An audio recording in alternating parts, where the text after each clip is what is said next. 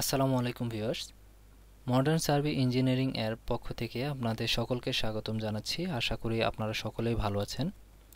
গত পর্বে আমরা দেখেছি কিভাবে SW DTM সফটওয়্যারের মাধ্যমে কন্ট্রোল সারফেস এবং গ্রিড তৈরি করতে হয়।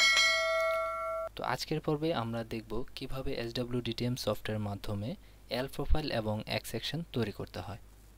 তো চলুন আমাদের আজকের পর্বটি শুরু করি।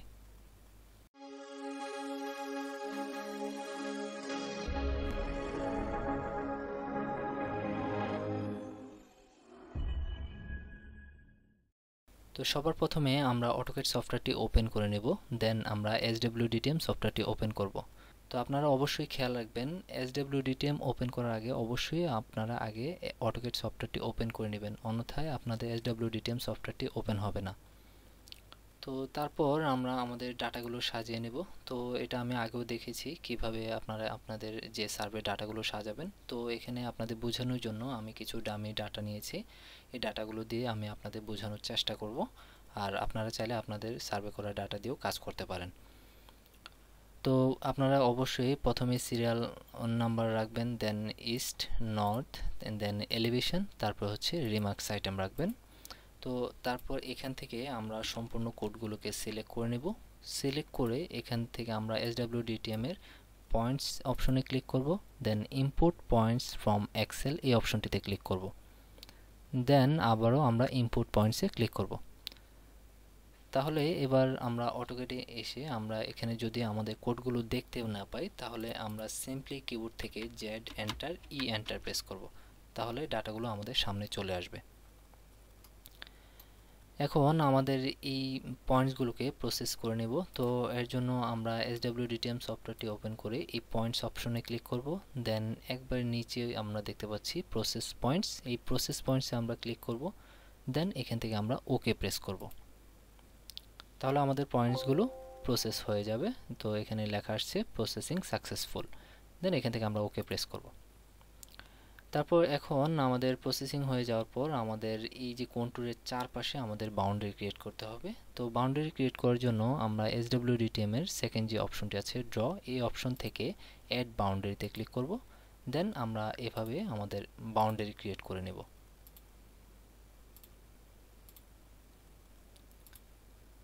দেন এখানে এসে আমরা লাস্টে সি এন্টার দিয়ে আমরা ক্লোজ করে দেব।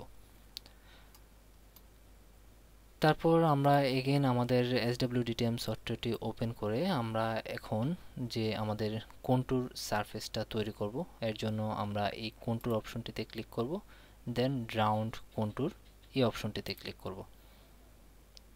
দেন এখানে কন্ট্যুর ইন্টারভাল 1 দেওয়া আছে, আমরা এটা ডিফল্টভাবে রাখছি।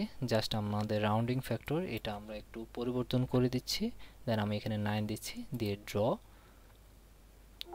তাহলে আমাদের যে কন্ট্যুরটা সাকসেসফুলি তৈরি হয়ে গেল। তো এবার আমরা যে কাজটি করব, আমরা পরে আমরা ট্রায়াঙ্গুলেট করে নেব। তো ট্রায়াঙ্গুলেট করার জন্য আমরা এই ট্রায়াঙ্গেলস অপশনে ক্লিক করব, দেন এখান থেকে ট্রায়াঙ্গুলেট এই অপশনটিতে ক্লিক করব। তাহলে আপনারা দেখতে পাচ্ছেন এখানে আমাদের ট্রায়াঙ্গুলেশন কমপ্লিট সাকসেসফুলি লেখা আসছে, দেন এখান থেকে আমরা ওকে প্রেস করব। তারপর আমরা অ্যালাইনমেন্ট ক্রিয়েট করব। তো এই অ্যালাইনমেন্ট ক্রিয়েট করার জন্য আমরা অ্যালাইনমেন্ট অপশনে যাব, দেন এখান থেকে ড্র অ্যালাইনমেন্ট। অ্যালাইনমেন্ট আমরা এখানে যেহেতু আমাদের এটা ডিফল্ট ডাটা, আমরা ডামি কিছু ডাটা নিয়েছি। তো আপনারা যদি সার্ভে করেন তাহলে অবশ্যই যে রোড অথবা ক্যানেলের যে সেন্টার লাইনটা, তো সেই সেন্টার লাইনটাই হবে আপনার অ্যালাইনমেন্ট। তো আমাদের এখানে যেহেতু ডামি ডাটা, আমরা কিন্তু এভাবে কোনো অ্যালাইনমেন্ট নিইনি। তো আমরা তারপর ডিফল্টভাবে আমরা এভাবে ধরে নিচ্ছি যে এটা হচ্ছে আমাদের অ্যালাইনমেন্ট। তো আপনারা সেন্টার লাইন ওয়াইজ এভাবে আপনারা সিলেক্ট করে নেবেন।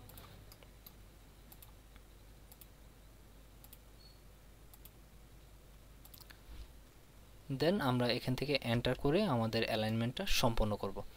তো এখানে আমরা আমাদের অ্যালাইনমেন্টটা ড্র করে ফেলেছি।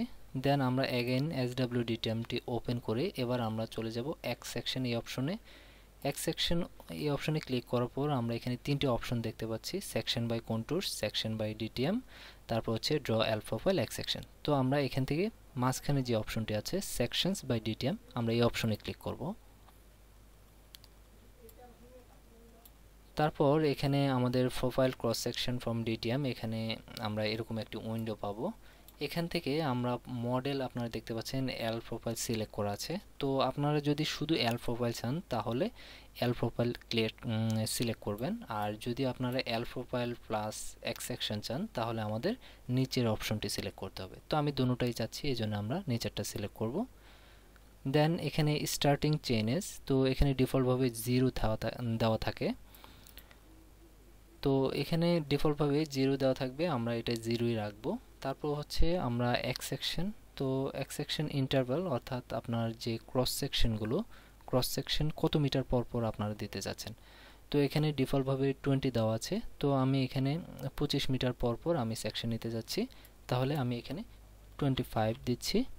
তারপর হচ্ছে রাইট চেইনেজ, অর্থাৎ আপনার এখানে রিমার্কস থাকবে কিনা, আপনার সেকশনটা মার্কিং করা থাকবে কিনা। তো অবশ্যই আমাদের এটা মার্কিং করা থাকবে, দেন আমি এখানে টিক মার্ক দেব। তারপর হচ্ছে পার্শিয়াল ডিসটেন্স। পার্শিয়াল ডিসটেন্স হচ্ছে আপনার যে অ্যালাইনমেন্টে আছে, অ্যালাইনমেন্ট থেকে আপনি কত ডিসটেন্সে আপনি নিতে চাচ্ছেন, অর্থাৎ লেফট এবং রাইটে কত নিতে চাচ্ছেন। তো এখানে ডিফল্টভাবে আপনার 15 লেফট এবং 15 রাইট দেওয়া আছে, তো আমি এখানে 10 নিচ্ছি, লেফটে 10 এবং আমি রাইটে 10 দিচ্ছি। তাহলে আমার এগুলো সবগুলো হয়ে যাওয়ার পর এবার আমি এখান থেকে সিলেক্ট ক্লিক করব। দেন আমি এই জবটাকে, অর্থাৎ আমাদের এটাকে সেভ করার জন্য বলছে, তো আমি এটা ডেস্কটপে সেভ করলাম। সাপোজ আমি এক্স সেকশন দিয়ে আমি এটাকে ডেস্কটপে সেভ করলাম। সেকশন করার পর আপনাকে এখানে বলছে যে select the alignment near the starting chainage, অর্থাৎ আমাদের যে স্টার্টিং চেইনেজ, অর্থাৎ আমাদের এই চেইনেজটা এই অ্যালাইনমেন্টে স্টার্টিং এই দিক থেকে শুরু হবে, তো আমাদের এই স্টার্টিং চেইনেজটা এখান থেকে সিলেক্ট করতে হবে। তো আমি এটার এখানে সিলেক্ট করলাম। সিলেক্ট করার সাথে সাথে আপনারা দেখতে পাচ্ছেন আমাদের এখানে এই চেইনেজ মার্কিং হয়ে গেছে। তো আমরা এখানে দেখেন এই যে রাইট চেইনেজ দেওয়াতে আমাদের এখানে এইগুলো লেখা আসছে যে কত মিটার পর পর আমাদের এখানে চেইনেজ।